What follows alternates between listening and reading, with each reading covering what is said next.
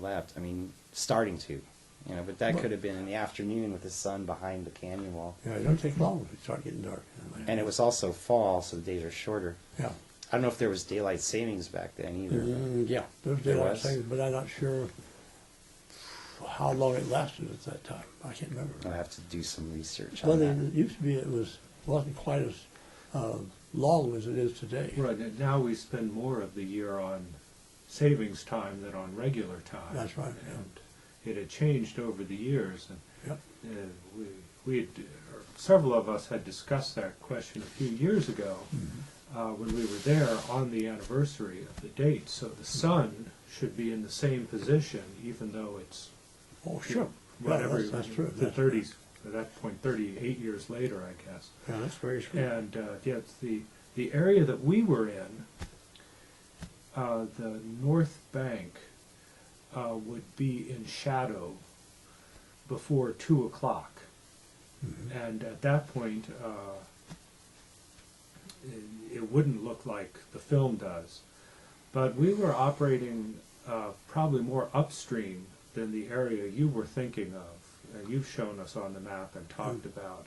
So the light could be a lot different. We were in an area that was basically running almost due east to due west to due east, and the sun was pretty much behind us, being blocked by the ridge. Oh, yeah. And if we were further downstream, Well, it where changed a little angle. right where the creek is more north-south, then there'd be more light. It wouldn't be blocked as soon. It'd be more light late, and then we'll come in later. Yeah, that's So right. that makes the location Sure. I just don't know what to say. But for finding the exact But you know, time this happened. and then another thing that I found out too, and I didn't find this out until, I don't know, too many people know it even. This man up there was a loader, and he had a, down near the bottom of there on the, as you come out there on the highway from down Bluff Creek. They had a trailer. They were fallers. This guy and another fellow had a trailer because they lived here in Willow Creek, or Salyer really, and so they stayed in this trailer over the week. And they said that Roger Patterson and Bob stopped at their trailer and asked them if they could take a shower. Well, apparently, it was because was all muddy from pulling the truck out up there after the rain that next night. So that isn't the timeline when they took the film in, but as they left up there, they come out. Well, whether this would make any difference to anybody, I don't know. But apparently this happened. But by the time I find out about it, he and his partner both passed away. So you can't. But I knew the guy. Verify I knew him very well, and I could find. But I knew his brother, his twin brother, and his twin brother told me about it, and before that I didn't know it. But anyway, for whatever that's worth, that's apparently what happened, and that was the reason they had got that backhoe that night to get themselves out, and they were filthy. And the backhoe was up, like not where M.K. Davis says, supposedly down on the sandbar, but from my understanding is they got out across the flooded creek where they were camped on the opposite bank to get back to the road, and it was going up the hills towards Onion Mountain Road. There's constant mudslides and stuff in there. I don't know. That was my understanding, where they had the backhoe up on that road more. It was being used for the Blue Creek Mountain construction, not down in the creek bed. Oh yeah, definitely not. And like I said, there's no evidence of it being in there the next spring at all. Period. And as I say, I was there, so I know it wasn't. But you know, I don't know. Some people will never be satisfied.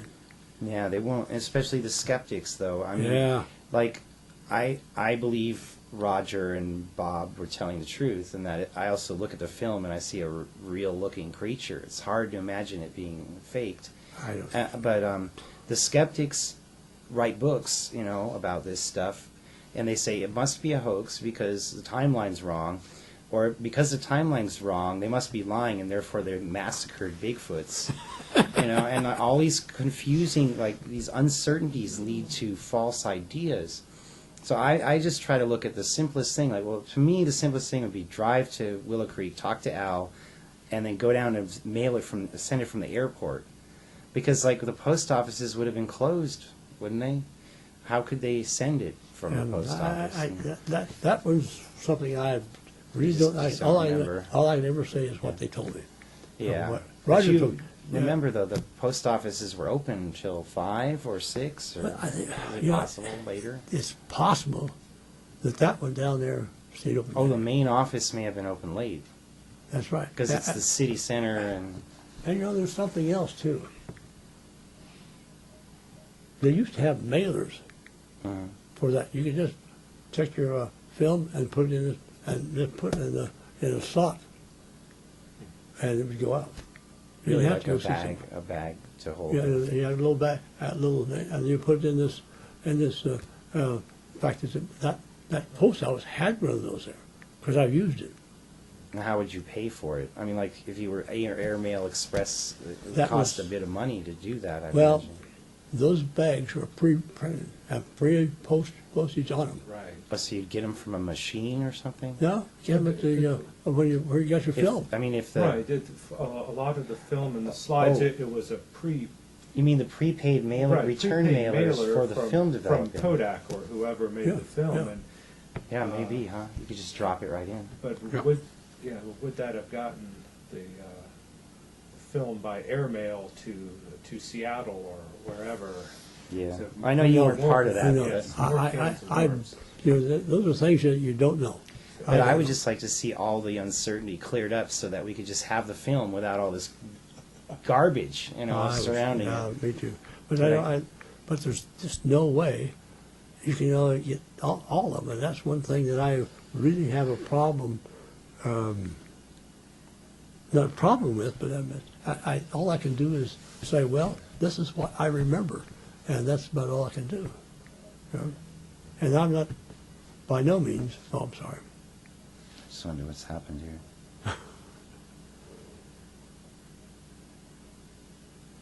I'm sorry. Something... Okay, sorry about that. Okay, that's all right. But anyway, I have I to just. rely on yours, I hope. But anyway, I just don't. There's nothing I know that I can say anymore. I wish I had something more that I could to clear some of it up. I can't. Well, you're just one guy, and you were part of it. Yeah, I know. And like everyone wants Al Hodgson to come out and like be Superman and Well, save us. I laughed at this one lady, and I can't remember her name right now, but she worked on the symposium here. I worked with her for a while, and she got upset and quit before it was over. But anyway, but she said Al's a Bigfoot expert by default, just because he was here. Yeah. That's about the truth. But you did go into looking into it. You were up in Bluff Creek, and you found those footprints. I think by Notice Creek there. Yeah, but I didn't do that much. I did some, yes, but I didn't do that much. And I didn't. I guess you'd say I didn't have a passion to do every little thing. You see what I'm saying? You had other things going on in your life, Yes, I did.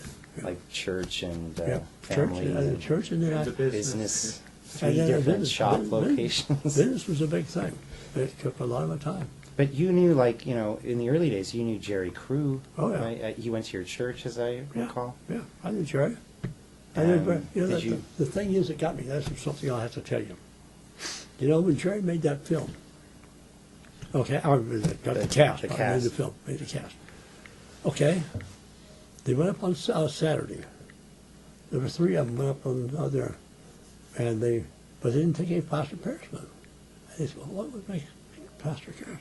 Okay, so they came back to Willow Creek. Well, it was too late to go back again Saturday, so they went back up Sunday. But only 2 of them went back Sunday. The third one was a pastor. He had to preach the next day. Yeah, so he didn't come up the second time. No. But anyway, but that's what happened. And there's some other things, too, that go into this. And I've never, I don't think I've ever told anybody about this. There was a fourth guy. Don't worry about this.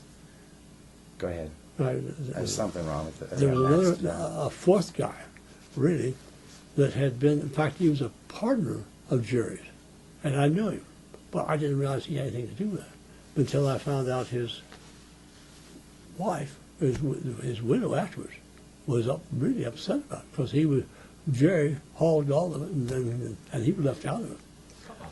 And anyway, he and Jerry worked. I think they had a cat together or something. I'm not quite sure what it was. Anyway, I knew him before I left Arcata. In fact, when I was still working in Arcata, I got to know him.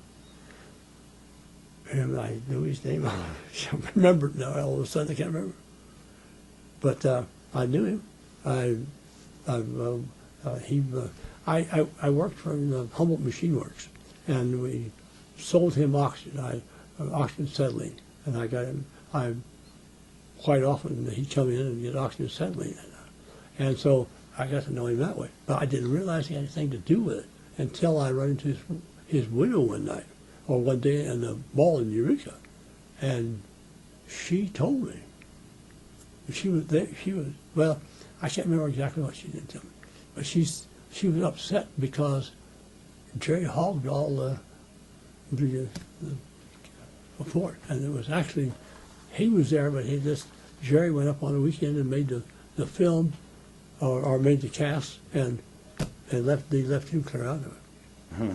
And she was upset, and I haven't, she's since passed away, but she has a daughter and a son, I believe, that lives in Reading, and I talked to him once. I didn't, it's just something happened. Oh, I know, he stopped by the museum one day after the big museum, and I talked to him a little bit, and that's first I knew about it. And he didn't say much about it. He just said, well, I never got maybe I ought to get into this. And then later on I talked to his mother and found out that his sister, and found out that they were upset because Jerry left him out of it. But I don't know. I don't know why. I don't have anything else. Well, no one was really getting It's too bad. Getting anything out of it, were they? No, it's too bad it happened that way. You know. But anyway, it's too bad. I'm going to have to see if I can't find his name. I thought of it this morning. Now I can't even think of it. Mm. But the son, I think, works or lives in Reading. So if I can find his name, you might contact him. Nice guy. He was nice, really nice guy. And I liked his dad. I knew him, got to know him fairly well. But I had no idea there was any connection there between on Bigfoot at all. But then it turned out to be too that Jerry was well known, but another one that was Jess Bemis is who I was seeing. That's his guy's name. Oh, I can't remember what his son's name was, but Jess was the father, and then his son is Bemis, but I can't remember what it was. But then the other guy that I was thinking of was Jess Pascal. He was the one that was with Jerry when he made the cast, and he had a cast, but he kind of stayed out of it. But, Well, these guys weren't trying to get like rich and famous or anything. No.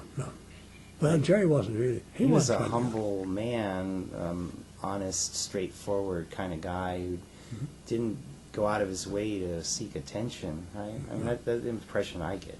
Yeah, he was. Jerry was a nice guy, and he was a. Have you ever heard of child evangelism?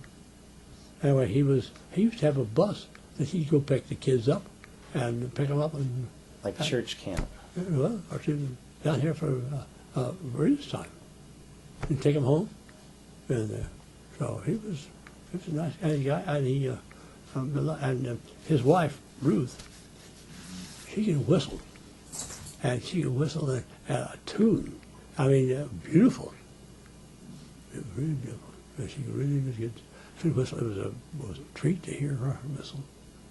you whistle for Sasquatches? I don't know about that, but she can whistle. I mean, she just whistle tunes.